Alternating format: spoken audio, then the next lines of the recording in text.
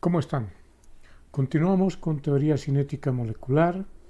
Esta vez les voy a presentar en este video lo que es una máquina térmica, el rendimiento de la máquina y el ciclo de Carnot o ciclo ideal. Esto es Física con Enrique G.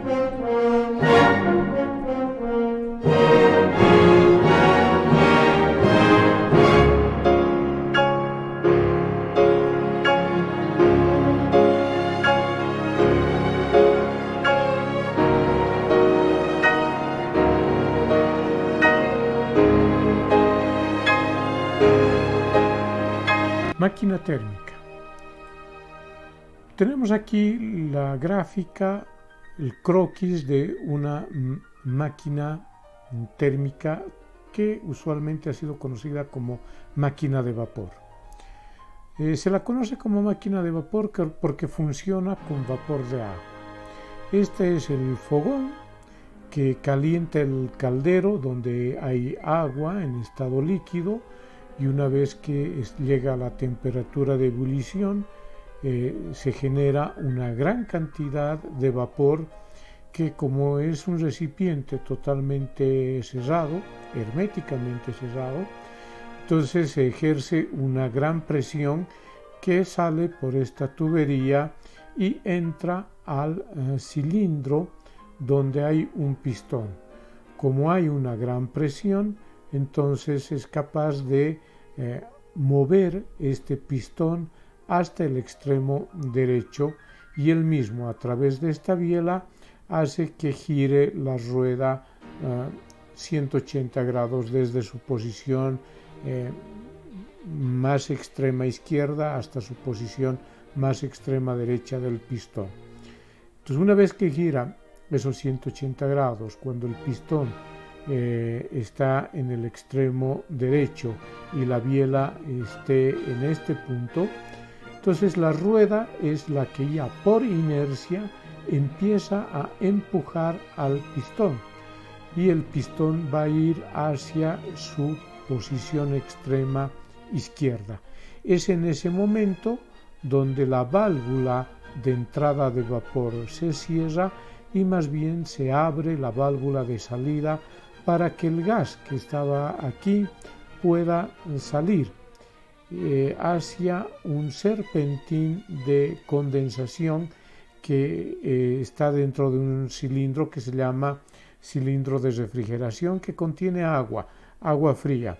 Entonces ese vapor de agua residual de la máquina de vapor, que es empujado por el pistón, sale por este serpentín hacia este condensador, donde el agua vuelve a su estado líquido, y ya sea mediante gravedad o con una bomba se vuelve a introducir esa agua al caldero para que nuevamente esto sea calentado, ejerza una presión de vapor y el cilindro nuevamente contenga al gas a gran presión, haciendo que la rueda trabaje.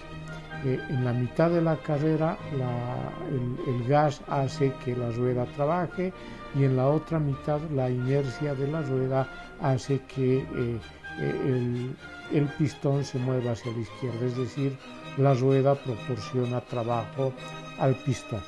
Y este es un ciclo, ¿no? Un ciclo que podemos representarlo mediante el siguiente esquema para cualquier máquina térmica. Existe una fuente caliente que es de donde absorbe calor la máquina.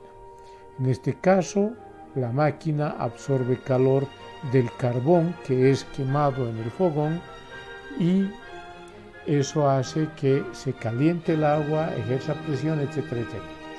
Entonces, ese calor absorbido de la fuente caliente realiza un trabajo que es, en este caso, el mover la rueda o las ruedas del tren o cualquier máquina que esté funcionando. Entonces mueve la rueda, y también la rueda ejerce su trabajo sobre el cilindro, sobre el pistón, para que pueda expulsar calor hacia la fuente fría. Entonces nos movemos entre un calor absorbido, ese calor absorbido realiza un cierto trabajo y luego hay un calor cedido hacia la fuente fría. Esta será la fuente fría, esta la fuente caliente. En resumen, entonces, esta es la máquina térmica y con estos términos vamos a trabajar. Empezamos definiendo el rendimiento. El rendimiento que simbolizamos con la letra Nu lo definimos como el trabajo que obtenemos respecto al calor que nosotros damos a la máquina. ¿Cuánto trabajo yo recibo de la máquina respecto a la cantidad de energía en forma de calor que le doy a la máquina? No interviene el calor cedido en esta definición, pero vamos a ver que no está totalmente aparte del proceso. Entonces, trabajos en el sistema internacional se mide en joules. Lo mismo, el calor es una forma de energía, entonces en el sistema internacional también se mide en joules. Como ambos están medidos en joules, las unidades se simplifican y el rendimiento entonces es un número, es una cantidad adimensional, que además es un número menor a la unidad porque el trabajo que vamos a recibir siempre va a ser menor al calor absorbido, ya que parte de este calor absorbido se va a ir hacia la fuente fría como calor cedido. El calor absorbido entra a la máquina, absorbe la máquina, parte de ese calor lo convierte en trabajo y otra parte lo cede a la fuente fría. Entonces el trabajo es una parte de un total, por lo tanto este cociente siempre va a ser menor a la unidad. Si multiplicamos por 100, este rendimiento estará expresado en porcentaje. Ahora bien, este calor absorbido y el trabajo útil podemos relacionarlo con el calor cedido. Es decir, el trabajo útil será, en esencia, cuánto absorbe la máquina menos lo que cede, ¿no? Si esto es lo que absorbe y esto es lo que cede, entonces lo que queda será el trabajo útil. Ponemos valores absolutos para que los signos de estos calores no nos hagan variar la ecuación. Bueno, de hecho el calor absorbido es positivo, así que no hay problema en que pongamos el valor absoluto, pero el calor cedido es negativo.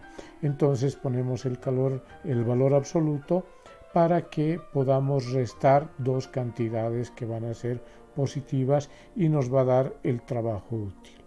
Si reemplazamos esto, calor absorbido menos calor cedido, en nuestra definición de rendimiento, tendríamos calor absorbido menos calor cedido sobre calor absorbido. Dividiendo calor absorbido entre calor absorbido es 1, porque son dos cantidades iguales, menos el valor absoluto del calor cedido sobre el valor absoluto del calor absorbido. Entonces el rendimiento también podemos expresarlo en términos de el calor cedido y el calor absorbido de una máquina. El ciclo de Carnot consta de 4 procesos.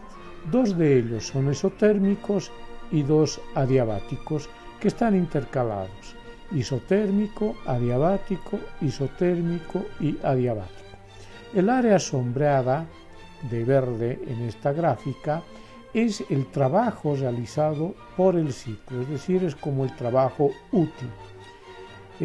Porque si nosotros vemos el ciclo en sus partes, vamos a ver que cada una de las áreas que recorre es el trabajo, en este caso el isotérmico, aquí el adiabático, nuevamente el trabajo isotérmico pero de compresión y el trabajo adiabático. Y así se va repitiendo el ciclo entre 2 isotermas y 2 adiabáticos. Y el área que genera en cada uno de estos procesos es el trabajo, como el área en la expansión. tanto isotérmica como adiabática, es positiva, entonces aquí estos dos se estarán sumando. Y en la compresión, tanto isotérmica como compresión adiabática, el trabajo es negativo.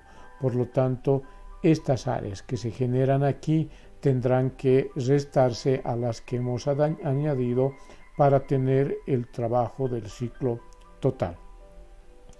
Veamos ahora esto en términos matemáticos. Primero tenemos el trabajo de todo el ciclo, el trabajo total o trabajo útil. El primer término corresponde a este trabajo, esta área, que es el trabajo de un proceso isotérmico, es decir, NR realizado a la temperatura Tm, que es la temperatura máxima, M mayúscula, por el logaritmo natural del volumen final, que será el volumen 2, sobre el volumen inicial, que en este caso será el volumen 1. Este entonces es el primer término de esta ecuación.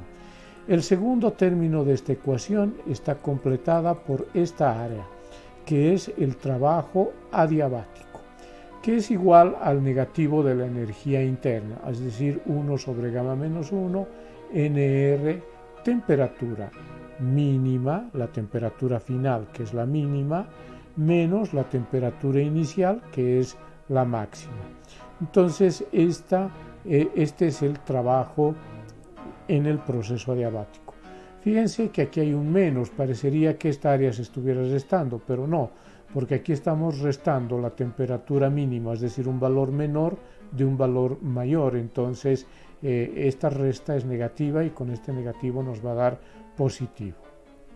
Pero bueno, matemáticamente escribimos así.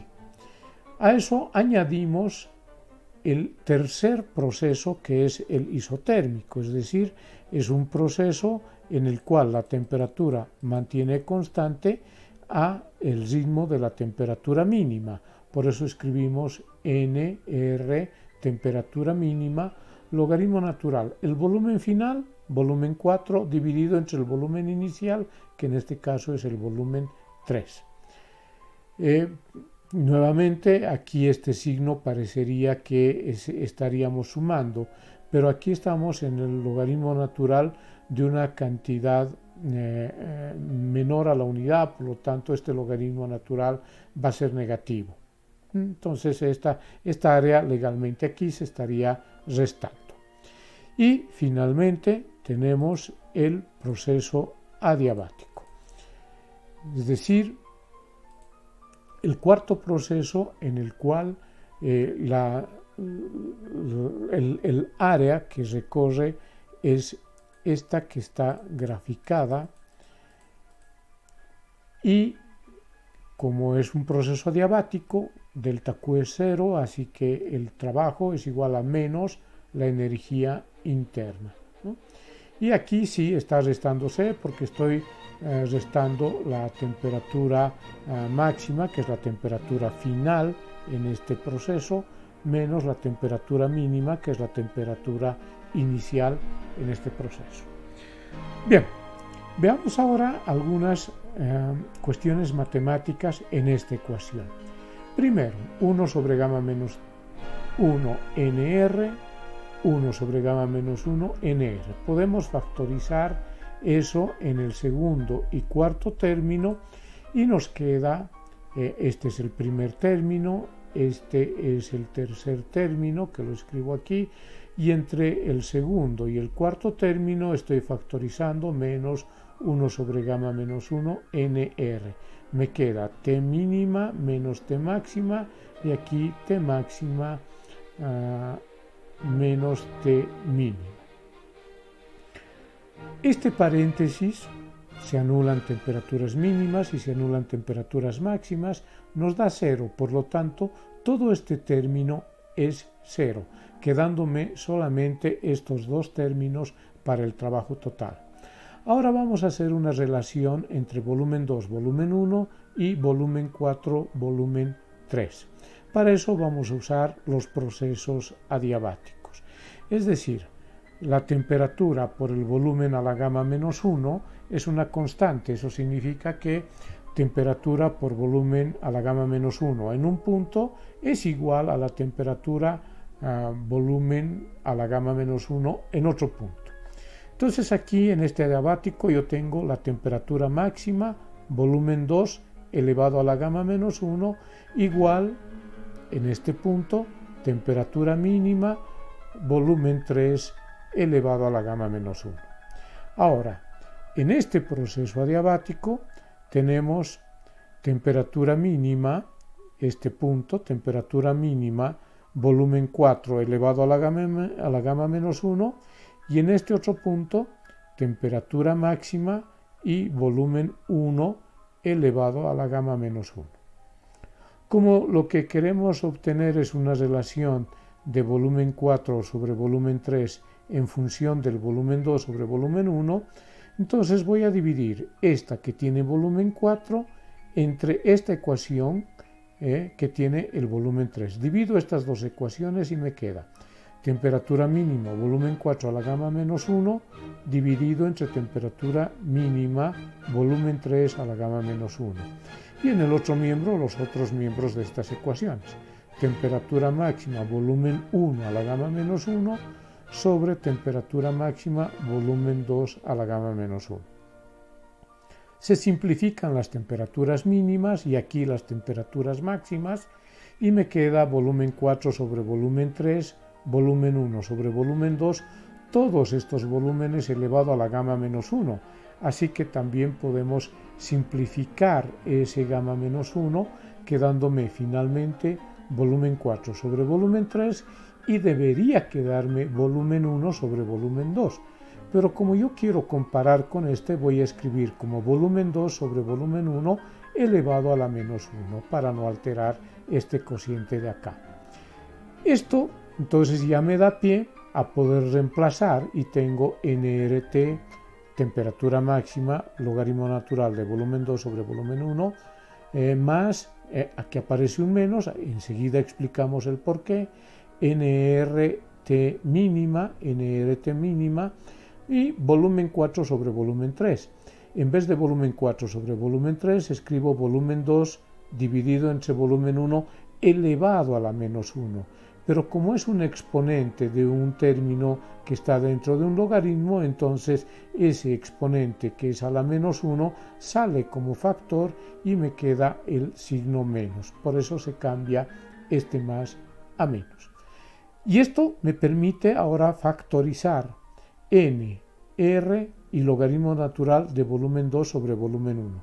n, r, logaritmo natural de volumen 2 sobre volumen 1, quedándome en este primer término la temperatura máxima y en este segundo término la temperatura mínima. Es hasta aquí donde puedo reducir máximamente el trabajo total. Ahora veamos el calor absorbido. Si este es el trabajo, ¿cuál será el calor para poder escribir el rendimiento? Como en la primera ley de la termodinámica yo tengo que la energía interna es igual al cambio de calor menos el trabajo, pero voy a tomar un proceso isotérmico donde la energía interna es cero. Tomo este proceso isotérmico porque en este proceso isotérmico hay calor absorbido, ya que al expandirse este gas debería enfriarse, pero no se enfría, sigue a la misma temperatura. Entonces, para no enfriarse, quiere decir que absorbe calor. En los adiabáticos el calor es cero y aquí estará cediendo calor. Por lo tanto, en este proceso estará la fuente caliente y en este proceso estará interviniendo la fuente fría donde cede calor.